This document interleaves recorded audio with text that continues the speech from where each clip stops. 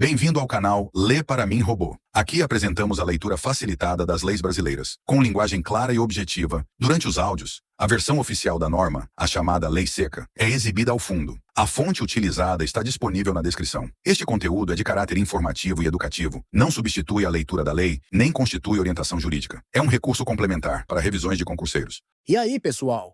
Hoje vamos falar sobre algo super importante que muita gente tem dúvida: a famosa sentença de mérito.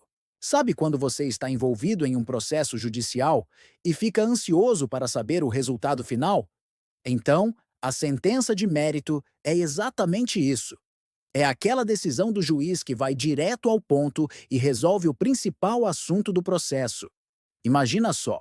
Enquanto outras decisões ficam tratando de questões burocráticas, a sentença de mérito é aquela que realmente diz quem tem razão. E tem mais. Quando ela favorece o réu e não dá mais para recorrer, o tribunal tem a obrigação de avisar a pessoa, mesmo que ela nem tenha sido chamada para o processo antes. É como se fosse aquela notícia boa que chega pelo correio.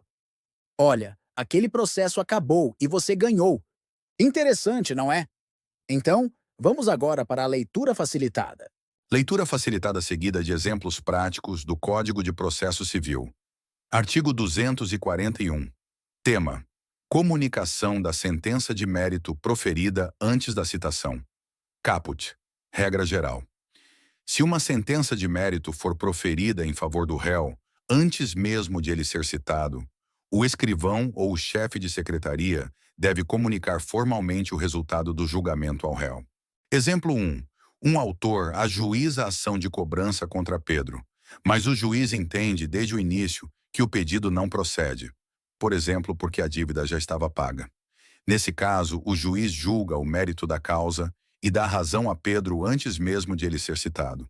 O cartório, então, deve comunicar a Pedro que o processo foi encerrado em seu favor, garantindo ciência oficial. Exemplo 2. Maria ajuiza a ação de indenização contra João, mas o juiz identifica que a pretensão é manifestamente improcedente. Por exemplo, porque já existe decisão anterior sobre o mesmo tema. Então, o juiz julga improcedente o pedido sem citar João. O escrivão ou chefe de secretaria deverá avisar João do resultado favorável, para que ele saiba oficialmente que a ação foi encerrada.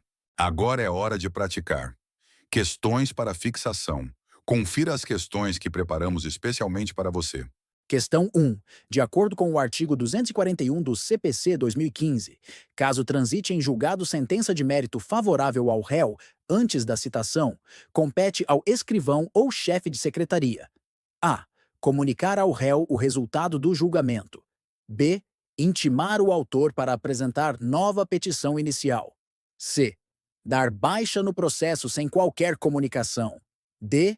Encaminhar os autos ao Ministério Público. E. Solicitar manifestação da Defensoria Pública. Pause o vídeo para responder. Gabarito correto. Letra A. Comentário rápido. A lei é clara. O dever de comunicação do resultado da sentença ao réu é do escrivão ou chefe de secretaria. Questão 2. Sobre o artigo 241 do CPC 2015, assinale a alternativa correta. A.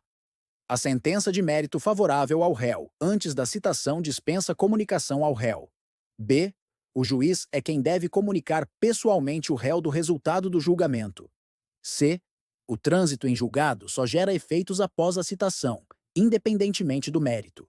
D. O réu deverá ser intimado por edital, mesmo quando não citado no processo. E. O escrivão ou chefe de secretaria tem o dever de comunicar ao réu o resultado do julgamento, mesmo que ele ainda não tenha sido citado.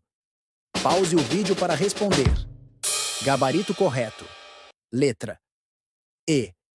Isso porque o artigo assegura ao réu o conhecimento da decisão, ainda que não tenha sido citado. Questão 3.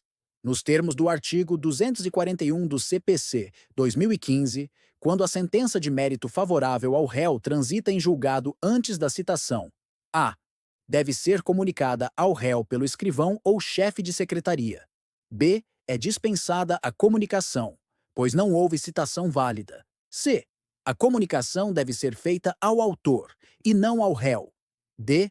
Cabe ao juiz encaminhar a decisão diretamente ao CNJ. E. O processo é automaticamente arquivado, sem comunicação às partes. Pause o vídeo para responder. Gabarito correto. Letra A. Comentário rápido.